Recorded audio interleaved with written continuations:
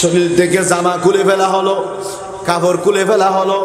ওই মক্কা আকাশ থেকে প্রচন্ড গরম পড়ছে, আর বালিগুলো এমন ভাবে গরম হয়েছে কেউ যদি পাও দেয় সিদ্ধ হয়ে যাবে।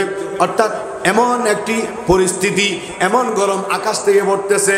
কিন্তু বিলাল হাবশীর এই শরীরকে খুলে ফেলা হলো কাপড়, হাত বেঁধে পাও বেঁধে গলার মধ্যে রশি দিয়ে টেনে টেনে দিন দুপুরে এমন ভাবে টানা আরম্ভ করলেন। হযরত বিলাল হাবশীর এই হাত দিয়ে পাও দিয়ে শরীর দিয়ে রক্ত ঝরতেছে। সমগ্র আরবের মধ্যে মক্কার অলিতে গলিতে এই প্রচন্ড রোদের মধ্যে, মরুভূমির মধ্যে, রাস্তার মধ্যে হযরত বিলালকে এমন ভাবে টানা ডাকা শুরু করলো, নির্যাতন করলো, মারা শুরু করলো। কিন্তু বেলাল হাবশী এভাবে মারতে মারতে মারতে মারতে পরবর্তীতে সিনার উপর পাথর পর্যন্ত চাপা দিয়েছে। এ বেলাল, ওই নবীকে ছেড়ে দাও। বেলাল আওয়াজ করতে পারছেন না, একটু একটু আওয়াজ করতে পারছেন। এই বেলাল, কলমা ছেড়ে দাও, নবী ছেড়ে দাও, দিন ছেড়ে দাও। সিনার মধ্যে চাপা দিয়েছেন বিশাল পাথর, কিন্তু এত রক্ত পড়তেছি, নির্যাতন বহন করতেছি। এরপরও বেলাল হাবশীর যখন জবান করে একটু একটু করে আওয়াজ আসতেছে, আহাদ আহাদ আহাদ আহাদ।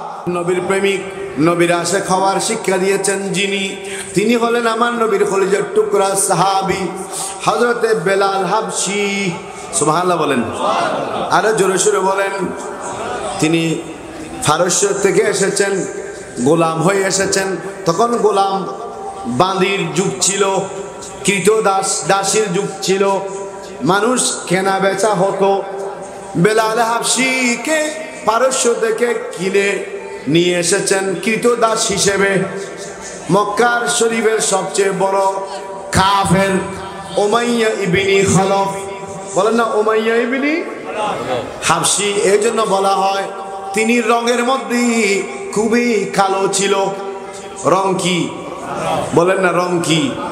আমরা অনেকে ফর্সা, অনেকে সুন্দর, অনেকে কালো, অনেকেই একটু মন্দা চেহারা, বিভিন্ন আছে না নাই?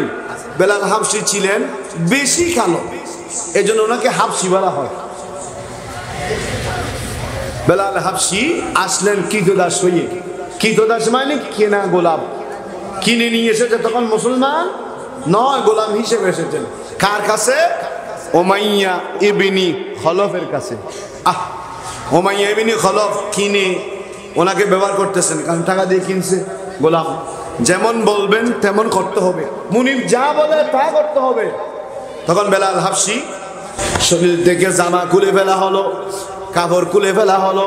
ওই মক্কা আকাশ থেকে প্রচন্ড গরম পড়ছে, আর বালিগুলো এমন ভাবে গরম হয়েছে কেউ যদি পাও দেয় সিদ্ধ হয়ে যাবে। অর্থাৎ এমন একটি পরিস্থিতি, এই গরম পড়ার সাথে সাথে সাথে ফসকা পড়ে যাবে, এমন গরম আকাশ থেকে পড়তেছে। কিন্তু বিলাল হাবশীর এই শরীরকে খুলে ফেলা হলো কাপড়, হাত বেঁধে পাও বেঁধে গলার মধ্যে রশি দিয়ে টেনে টেনে দিন দুপুরে এমন ভাবে টানা আরম্ভ করলেন। হযরত বিলাল হাবশীর এই হাত দিয়ে পাও দিয়ে শরীর দিয়ে রক্ত ঝরতেছে। সমগ্র আরবের মধ্যে, মক্কার অলিতে গলিতে এই প্রচন্ড রোদের মধ্যে, মরুভূমির মধ্যে, রাস্তার মধ্যে হযরত বিলালকে এমন ভাবে টানা ডাকা শুরু করলো, নির্যাতন করলো, মারা শুরু করলো। কিন্তু বেলাল হাবশী এভাবে মারতে মারতে মারতে মারতে পরবর্তীতে সিনার উপর পাথর পর্যন্ত চাপা দিয়েছে। এ বেলাল, ওই নবীকে ছেড়ে দাও। বেলাল আওয়াজ করতে পারছেন না, একটু একটু আওয়াজ করতে পারছেন। এই বেলাল, কলমা ছেড়ে দাও, নবী ছেড়ে দাও, দিন ছেড়ে দাও। সিনার মধ্যে চাপা দিয়েছেন বিশাল পাথর, কিন্তু এত রক্ত পড়তেছি, নির্যাতন বহন করতেছি। এরপরও বেলাল হাবশীর যখন জবান করে একটু একটু করে আওয়াজ আসতেছে, আহাদ আহাদ আহাদ আহাদ, আল্লাহ এক, আল্লাহ এক। ও আমার মুনিব, আমাকে মেরে ফেলো, আমি মরে যাব, কিন্তু আমার আল্লাহ এবং নবীর উপর ঈমান নিয়ে এসেছি, এটা থেকে আমি বেলাল কখনো বিরত থাকবো না, আমাকে শহীদ করে দিতে পারো। এই কষ্ট চলতেছে, ওই রাস্তা দিয়ে আমার দয়াল নবী রাহমাতুল লিল আলামিন আসতেছেন। আমার নবীর কাছে খবর গেল, আমার নবী দেখলেন উমাইয়া বিন খলফ, আমার নবীর খলিজার টুকরা আসে, বেলাল হাবশিকে কিভাবে নির্যাতন করতেছে। আমার নবী এগুলো খবর নিয়ে, এগুলো দেখে আমার নবীর চোখের মধ্যে পানি, দুই চোখ দিয়ে পানি ঝরতেছে, চেহারা মোবারক একেবারে অন্ধকার, আমার নবী মলিন হয়ে চেহারা দাঁড়িয়ে আছেন।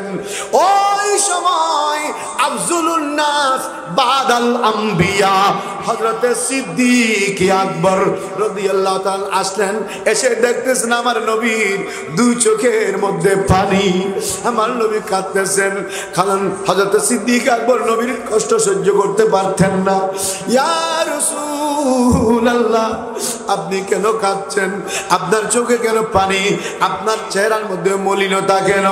কোন দুঃখ নবী আপনার অন্তরে থাকলে আমি আবু বকরকে বলেন, আমি আমার সাধ্য মোতাবেক চেষ্টা করবো। ইয়া রাসূলুল্লাহ, আপনি কাঁদছেন কেন?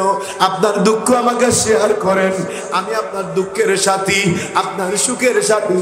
নবী, আমি আপনার পর প্রথম ঈমান এনেছি, আমাকে আপনার অন্তরের ব্যথার কথাটা বলেন না। আমার যদি সামর্থ্য থাকে আমি কিছু করতে পারি কিনা দেখি। আমার নবীর চোখের পানি দেখে আবু বকর সিদ্দিক সহ্য করতে পারে নাই। আমার নবী বলেন, ও আবু বকর, ও আবু বকর, যদি আমাকে শান্তি দিতে চাও, আমি নবীর চোখের পানি মুছতে চাও, আমি নবীর চোখের পানি যদি তুমি মিটাতে চাও, ওই যাও, উমাইয়া বিন খলফ আমার বেলাল কি নির্যাতন করে যাচ্ছে, তুমি যাও আমার বেলালকে মুক্তি করে নিয়ে আসো। এই জালেমের হাত থেকে মুক্তি করে নিয়ে আসো, আজাদ করে দাও, এই বেলালকে তুমি কিনে নিয়ে আসো। যদি আমার বেলালকে তুমি মুক্ত করো, এই জালেমের হাত থেকে আমি নবীর চেহারায় হাসি ফুটবে। সিদ্দিক আকবর বলেন, ইয়া রাসূলুল্লাহ, আপনার হাসি ফুটাবার জন্য আমি আবু বকর সিদ্দিক আপনার জন্য জান কোরবান করতে পারি। বেলাল হাবশি তো কিছুই না, তাড়াতাড়ি ঘরে গেলেন, টাকা পয়সা নিলেন, অর্থ সম্পদ নিলেন, যা যা দরকার সব নিয়ে দৌড়ে গেলেন। এই উমাইয়া, তাড়াতাড়ি নির্যাতন বন্ধ করো। কেন? আমি বলছি তোমাকে, আমি বেলালকে কিনে নেব। কত টাকা দিয়ে তুমি বেলালকে কিনে নিয়ে এসেছ? বরং তার চাইতে ডাবল চাইলেও দেব, যা চাইবা তা দেব। বেলালকে যদি মেরে ফেলো তুমি তো এক টাকাও পাবে না, আর বেলালকে যদি মুক্ত করে দাও তুমি যে টাকা দিয়ে কিনেছ তার ডাবল টাকা পাইবা। তুমি বেলালকে মুক্তি দিয়ে দাও, আমার কাছে বিক্রি করে ফেলো, আমি তোমার থেকে কিনে নিতে চাই। তখন উমাইয়া বিন খলফ বললেন, এত মারা মারলাম, এতভাবে নির্যাতন করলাম, এ বেলাল আল্লাহ এবং রসুলকে ছেড়ে নাই, আমি মেরে ফেললে তো আর কোনো লাভ হবে না, এ বেলাল শুধু মরে যাবে, অতএব আমি টাকাও পাবো না, বেলালও পাবো না, অতএব আমি বেলালকে আবার বিক্রি করে দিচ্ছি। এ আবু বকর, আমি ডাবল দাম দিতে হবে। ও উমাইয়া, যা বলো তা দেবো, আমার বেলালকে আমার হাতে দাও, আমি আমার বেলালকে আমার নবীর কাছে উপহার দেব। আল্লাহু আকবার, ইয়া রাসূলুল্লাহ। হযরত বেলাল হাবশি, আহা এখনো রক্ত হোশে আসে নাই, বেহুশ, কিনে নিয়ে নিল। অসংখ্য টাকা দিয়ে ডাবল দিয়ে নিয়ে আনলেন, সেবা করলেন, সমস্ত শরীরের দাগ সব কিছু মোচন করলেন, সুস্থ করলেন। এরপর আনলেন, যেহেতু তিনি কিনে ফেলেছেন আবু বকর সিদ্দিক, এখন তো ওনার গোলাম, কিন্তু তিনি বলেন না, এই বেলাল আমি কিনেছি বলে আমার গোলাম নয়, আমি তোমাকে আজাদ করে দিলাম, তুমি আজকে থেকে আমার নবীর গোলাম, আমার নবীর খেদমত করবা, আমার নবী যা বলো তা শুনবা। সেখান থেকে বেলাল হাবশিকে নবীর কদমে দিয়ে দিলেন। আর আমার নবী বেলাল হাবশিকে ইসলামের প্রথম মুয়াজ্জিন বানালেন। এই জন্য বেলাল হাবশির প্রেম, বেলাল হাবশির মহব্বতের কথা আপনারা হয়তো শুনেছেন। বেলাল হাবশি যেদিন আমার নবী দুনিয়া থেকে চলে গেলেন, আমার নবী যাওয়ার পর থেকে একদিনও তিনি ঘুমান নাই, এত বেশি কান্না করেছেন। আর নবীর রওজা শরীফে বেলাল বলেন, আমি নবীকে যখন এইভাবে দেখতে পাচ্ছি না, আমি এখানে থাকবো না, অনেক দূরে চলে গেলেন। দেখেন অনেক দূরে যাওয়ার পর স্বপ্নের মধ্যে একদিন আমার নবী বলেন, ও বেলাল, আমাকে ফেলে চলে এসেছো, আমার রওজার মধ্যে জিয়ারত করতে তো আসো না। ও বেলাল, একবার হলে আমার রওজাতে আসো একটু জিয়ারত করার জন্য।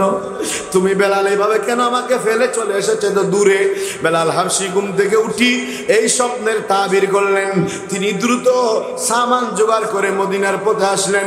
তখন আমার নবীর খলিজার টুকরা নাতি ইমামে হাসান, ইমাম হুসাইন জীবিত।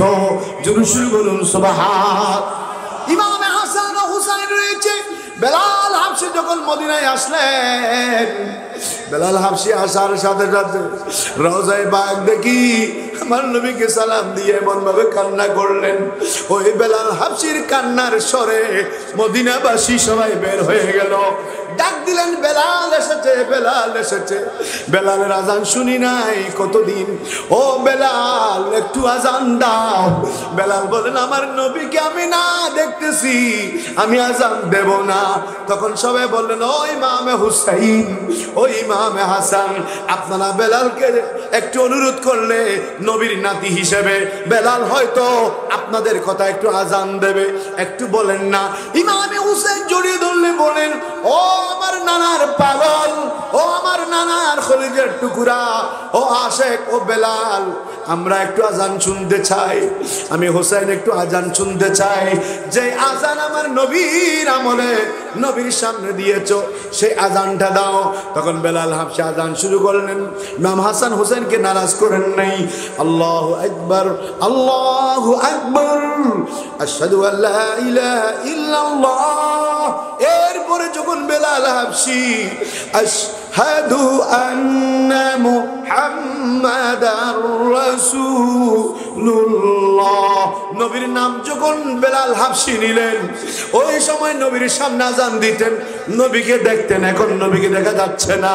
হঠাৎ করে বেলাল হাবশি, ইয়া রাসূলুল্লাহ, আপনাকে তো দেখা যাচ্ছে না, আপনাকে দেখে তো আশহাদু আন্না মুহাম্মদ রাসূলুল্লাহ বলতেন। এটা মনে মনে খেয়াল করে আমার নবীকে না দেখার সে বিচ্ছেদে বেলাল হাবশি আশহাদু আন্না মুহাম্মদ রাসূলুল্লাহর সময় কাঁদতে কাঁদতে বেহুশ হয়ে পড়ে গেলেন। জোরে জোরে বলুন না সুবহান। কেমন নবীর প্রেমিক, কেমন নবীর আশেক, কিয়ামত পর্যন্ত নবীর প্রেমের শিক্ষা যিনি আমাদেরকে দিয়েছেন তিনি হযরত বেলাল হাবশি। আমি যখন মাজারের মধ্যে জিয়ারত করার জন্য ঢুকলাম, প্রবেশ করলাম বেলাল হাবশির মাজার শরীফে, আমরা কেউ দাঁড়িয়ে থাকতে পারে নাই। আমাদের অন্তরে তো ভেঙে গিয়েছিল, চোখের পানিতে সবাই গড়াগড়ি করেছে। ও নবীর আশিক বেলাল হাবশি, আমার নবীর প্রেমিক ছিলেন। আজকে আল্লাহ আমাদের তৌফিক দিয়েছেন, আপনার এই রওজার মধ্যে এসে সালাম দিয়েছি। কত আনন্দ, কত বেদনা অন্তরের মধ্যে। সেই বেলাল হাবশি তিনি আমাদেরকে শিক্ষা দিয়েছেন, যার মধ্যে নবীর প্রেম থাকবে, ভালোবাসা থাকবে, নবীর মহব্বত থাকবে, যিনি নবীর পাগল হবেন, সেই নবীর জন্য নিজের জান পর্যন্ত কোরবান করতে দ্বিধা করবে না। এটা উমাইয়া বিন খলফের সামনে পৃথিবীবাসীকে শিক্ষা দিয়েছেন হযরত বেলাল হাবশি। আরো জোরে বলেন, আর একটু জোরে বলেন। আমার জিকির নবী নবী, দো জাহানে মদিনার ছবি। আমার জিকির নবী নবী, দু চোখে মদিনার ছবি। আমার জিকির নবী নবী, দু চোখে মদিনার ছবি। নবী প্রেমে দিতে পারি, নবী প্রেমে দিতে পারি জীবনের সকাল। আমরা নবীজির মদিনার পাগল, বলেন আমরা নবীজির পাগল। আমরা নবীজির পাগল আমরা, তাই আমার নবীর প্রেম মহব্বত লাগবে কিনা এটা ওয়াইসুল করনি রাদিয়াল্লাহু তাআলা শিক্ষা দিয়েছেন, হযরত বেলাল হাবশি দিয়েছেন, আলা হযরত ফাজলে বেলবি শিক্ষা দিয়েছেন, ইমাম আহলে সুন্নাত আল্লামা গাজী শেরে বাংলা শিক্ষা দিয়েছেন। আমাদের জান প্রাণের চেয়েও আমরা নবীকে মহব্বত ভালোবাসতে, বলেন ভালোবাসতে, এটার নামে সুন্নিয়ত।